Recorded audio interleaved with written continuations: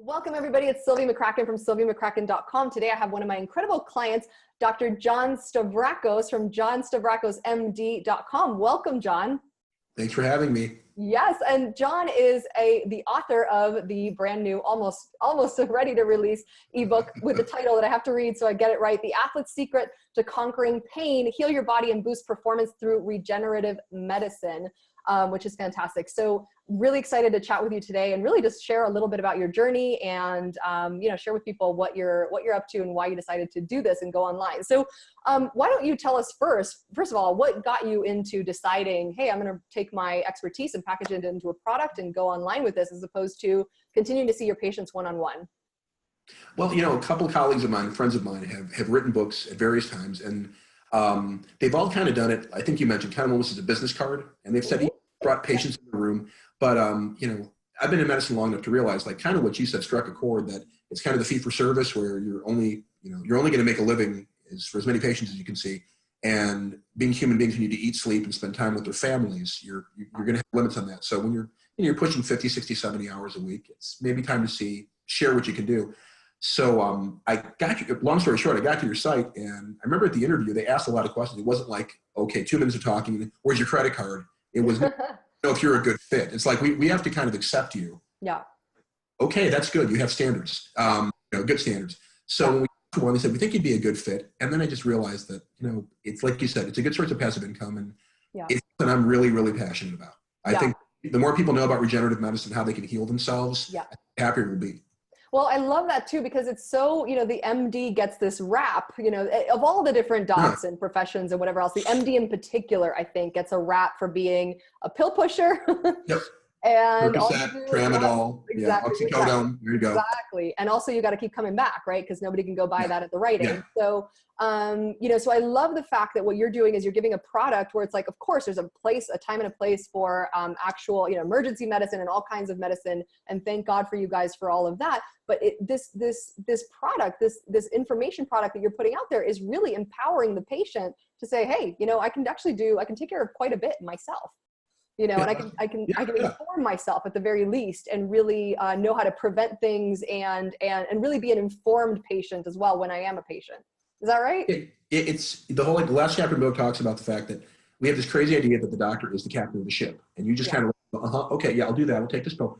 The doctor should be your XO, your executive officer, your first mate. You should be the captain. Yeah. And the more you know about your body, and the more you can learn about your body, like you did with SIBO, a lot of soul searching, I'm sure, and you realize, look, I'm in control of this. Yeah. If you know about certain things, and if I can see you for certain things, treat you a couple times, my goal is, I always tell people, I hope I never have to see you professionally again. Yeah.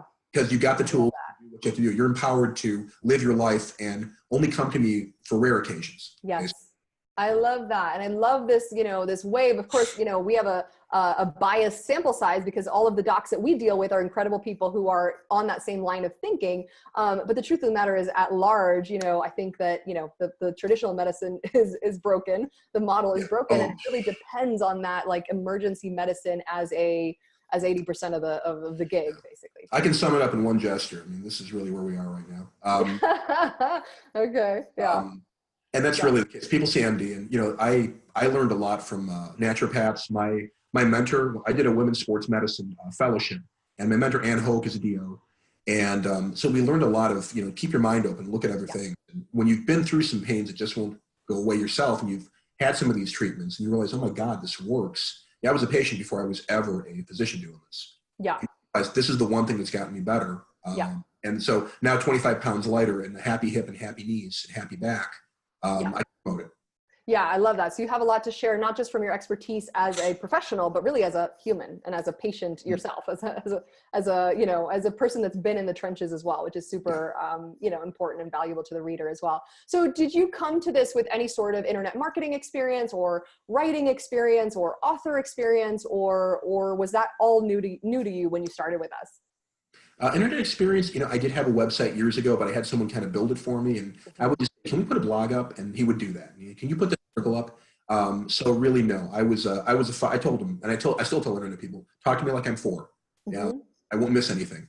I've written before. I was the kid who loved English. I was the kid who got like the 5 on the AP English thing, and I loved writing. But in terms of writing a book, No, this is my first project. That's amazing. Okay, good. So what did you find, kind of like during the process, what did you find kind of the most challenging experience, or what was the most, the thing that you hesitated the most about getting into with this whole project? Not writing the book, which is interesting. I never had a fear. Yeah. I am kind of an introvert, but I'm not afraid to talk publicly if it's a subject I know. Because I got people all day, every day. And I didn't have a problem with writing because I like this and I'm happy to talk about it. It's what do you do after you write? How do you market it? How do you get it out there? How do you get in? How do you not get sued by not putting the right thing in? And that still scares me. There's a lot. I'm like, I can probably put a book together. My first cousin's a great editor. Yeah. And so I don't mind that part. It's where do I go from here? I'm still new with that. Yeah. So I love that. And that's, it's a lot of the conversations that we have on our weekly client calls. A lot of it ends up being, I don't know, business, CPA stuff, lawyer stuff. We just have, the conversation goes all over the place, but I love that you're sharing that, because I'm sure somebody watching is thinking the same things of like, okay, I know I could write something, but how does that become a business and whatever else? So that's awesome. Yeah. And so what would you say, during our, trial by fire 8-week program, what would you say was the biggest thing that you learned or got out of it, or what was your biggest outcome?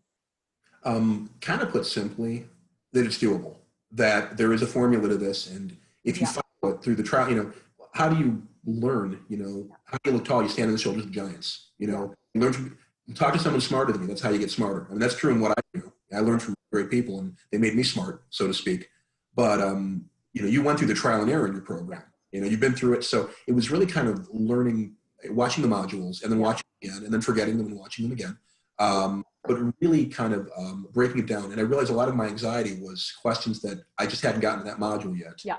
And, honestly, truthfully, I would still be burning up your helpline if I were still there with questions. And I just realized, if you take a breath, most of the answers are there or on the alumni page. Yeah. But I realized this is not a monster. It's a Lego set. It's a big Lego set. If you'll fill up your whole room, but if you take it brick by brick and piece by piece, you can build this Lego set. Yeah. Totally and completely. And of course, because we're focused on creating such incredible products, it's not just, hey, just put something together and put it out there and hope for the best. It's like we're putting together, in a lot of people's cases, 30 years worth of experience into a product and into something that can really transform other people's lives. And so it takes a minute. Right. But what I love too is that, so your ebook is not finished yet in terms of the writing, right? Yeah, I'm 8 chapters. I just finally, there was a long pause with work and a sick kid at home, but I through the chapter 4 was my slugfest. I knew it would be. And I'm into chapter 5. Chapter 5 should be quick. So my deadline date is October 18th. Love it. It's hard to get it. I'm hoping I won't have to delay it a week, but a week ago I would have said no way. Now I think it's feasible. That's awesome. And also the fact that you have pre-sales already in place. So now it has to happen. Absolutely. It has to happen. But I love that you talked about the sick kid at home. So tell us a little bit more about kind of what other sort of work-life obstacles came up in this process. Because I think what sometimes people think is, well, it must be easy for John. He's got nothing to do all day but write. And so I really like to share a little bit of the real, where it's like, okay, no, I mean, it's not about time just existing or showing up out of nowhere. It's about you really getting crafty and making the time and really making it a priority. So can you tell us a little bit more about that? Sure. Well, my mom always had a great saying, if you want something done, ask a busy person. Oh, for sure. You learn how to, time manage. And I'm notoriously bad. I have a black belt in procrastination. I'm really, I'm an expert at that. But I'm the director, medical director of 5 clinics around the state of South Carolina. So I travel to one of the satellites once a week. The other 4 days a week I'm here. So I may have a couple hundred charts to sign up every day and dozens and dozens of patients. So that keeps you busy. So I'm typically done by 7, sometimes 7:30. We have 2 little kids at home. We have a 3.5-year-old and a 10-month-old. Oh, so easy. Yeah. So one gets sick and one started preschool. So we have to drop him off. Hurricane Florence was here. Wow. Yeah, that's right. I forgot you're there. Yeah. We were pretty lucky. We were still holed up for a couple days. The little one was constant running nose. So of course he's not sleeping as much. So we're not sleeping as much. Yeah. Our church picnic is this week. I've got a theatrical event I've got to do for that. So I had to practice for that. So, you start realizing that. And then it's the end of our quarter. So at the end of the quarter, you try to get all your notes done so you can get all the billing in. And I had like 600 notes to do. So, I had to get that down to like 100. So I learned to hate my computer screen. And so honestly, I had to put I had to put my book away for a week. And I hated that because I realized as hard as this can be, this is cathartic. This is a release. Yeah. It's like I'm building towards something else, Yeah. Yeah, totally. Well, especially when you're passionate about it, you're passionate and you have this outcome and you have this motivation and whatever else. And of course there's life, right? Life happens. I mean, it's incredible how, you know, those little hurdles come up. But it sounds to me, I mean, and actually those are quite a bit. The ages of your kids alone is a detail that is important. Yeah, exactly. I barely remember it. Heck, I think mine are tough enough, but those toddler and you know, toddler ages, preschool ages, all that is a lot to handle. So I love that. And I love that you shared that as well, because I want to make it super clear that it's not like you had 20 hours a week to really devote to this uninterrupted.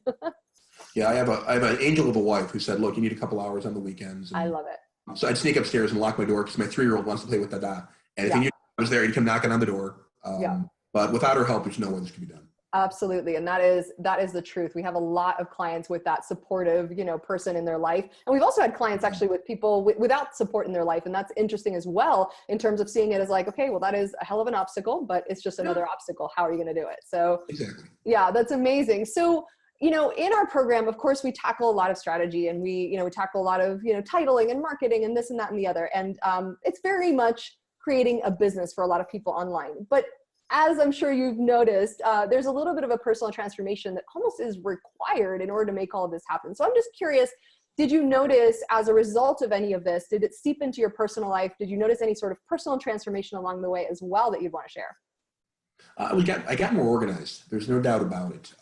I've got, you know, I'm doing my job for a long time now, you know, so a lot of this is just reflex action. You know, it's like being a good comic. Every joke, you know, every heckler's joke, you don't really have to think.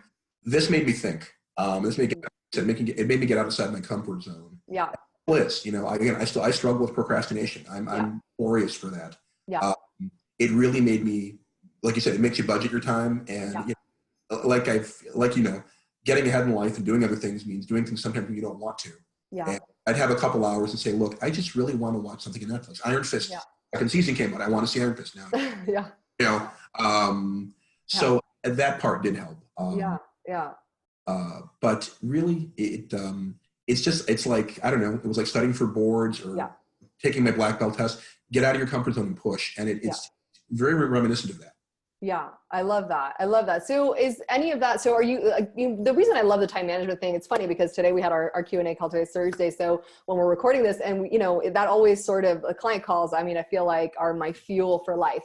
But you know, what came up again was sort of that procrastination as well. And so, and the time management and that kind of piece. And the reason I love that so much is because it isn't something that helps you just in this week or in an 8-week process, or even in, you know, just until you write your ebook. It's something that transforms the rest of your life, which really frees up, you know, a net several years extra probably in your life. So I absolutely love that. So once you're done kind of putting all of those extra hours that you're really carving out of your schedule towards this product, have you thought about kind of what you know, are you going to go back to using your time however it was you were using it before, or are you going to use that time for something else? Have you thought about that? Yeah, I have. I want to take a little time, relax, spend a little more time with the kids, and do activities we didn't want to do, maybe take a little trip. But once this book's done, I want to wait a little bit and I want to write another one. I love it. We're creating a junkie. Yes, I love it. It's fun. It is. It really, you know, once you have it down, and that first one is definitely the most difficult one. I love it. So what would you say to someone perhaps, you know, like you 3 months ago, you know, that has been thinking about this, isn't sure that they have a process, or isn't sure that they can do it, or have the time, or have perhaps kids in a hurricane and a whole bunch of other things as well. What would you say to them in terms of words of wisdom that they can, you know, ponder on? Honestly, you probably have more time than you think. And you know, it's that, I think really the thing is that, like I said before, getting things done usually just involves, you've got to really devoted, you got to be committed, and you're just forgive yourself if you're a procrastinator. If you forget, you watch Netflix one night, get over, forgive yourself. Absolutely.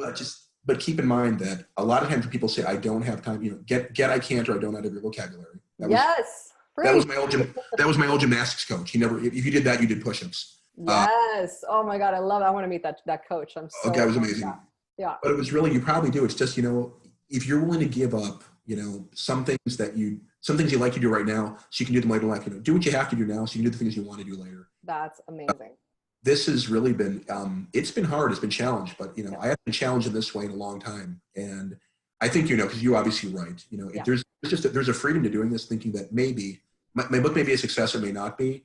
It'll be something in your name, you know, something you can show your kids. It'll be something, it's a legacy to yourself. And if it's successful, well, God willing, wonderful. You put the time, you put the effort in for something you believe in, and that's a step towards financial freedom to you and your family. Yeah, no, I mean, and I keep, I love to say, keep it in context in terms of what this is about, right? Because it is one of those things where you really do have to roll up your sleeves. As much as we try and shorten the journey and make it as easy as possible, a lot of the times your stuff will come up and it will challenge you. And also there's some time involved and some energy involved in all that as well. When you keep it in context as to the fact that you're really putting your expertise out there, it is your legacy, it is your, financial freedom, and it is really transforming the lives of an unlimited amount of people that you can reach in this way. You're like, oh, okay, I think maybe I can wait one night to start on that Netflix show. Yeah. Yep. So I love it. I love that you shared that. So is there anything else that you want to share with anyone before we wrap up this quick interview today? I don't know. I would say that, this is a system. I'd say if you were there, I'd give you a big hug, because I think you're just a wonderful, in and out and attractive person who I think is doing this for all the right reasons and has helped a lot. And I like the fact that people have to, this may sound weird. This is not an inexpensive thing, but nothing worthwhile is. And I'm glad you guys have the self-worth to say, hey, we're providing a great service here. And at first I thought, what did I get myself into? I spent all this money and oh boy, BlissPay is going to come knocking in a couple. You realize nothing worthwhile is, but it's like anything else. You get one shot at this life. I think Zig Ziglar had that wonderful saying that they say motivation doesn't last, but neither does bathing, which is why we recommended dating. Exactly. Give yourself a shot in the arm, and the fact that I can see over the horizon, not too far away, that my book might be coming. I'll actually publish the book, is something I hadn't thought I'd be doing in a long time. I love that. I love that. And of course, if you were here, I would give you a hug right back. And also I will pass that hug along to my team, who I know is, Millie for sure. Millie, right? Millie and Lottie are the best. And Angie and Sarah and Tally, everyone on our team is just instrumental in making this happen, because I certainly don't do it all by myself. So I appreciate you for that so much. And really for showing up every step of the way that way, right? And, gratitude and coachable and resourceful as far as, kids, sick kids, hurricane or whatever, nothing is going to stop you from finishing this product, right? It's not a matter of if, it's a matter of when. So love you so much, John, for that. And so excited to get this work out into the world. If you want to check out John's book, by the time this goes live, it will most likely it might be already out there and ready for purchase. So we'll put the link to the book right below. And if you're thinking, if you want to create your own information product this year and you want some help in order to do that, book a call with my team and we will let you know if we can help you with that or not. The link will be below the video. It is sylviemccracken.com/call. Thanks so much, John. Thank you, Sylvie. God bless. Take care.